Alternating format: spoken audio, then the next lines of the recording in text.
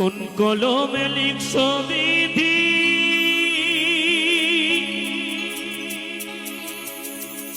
ভাগ্যটা বলো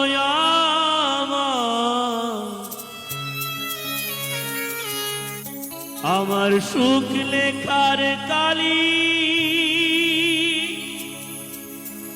ছিল না বুঝি দু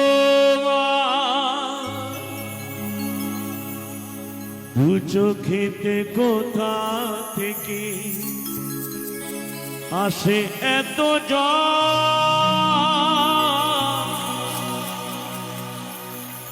এক জীবনে এত দুঃখ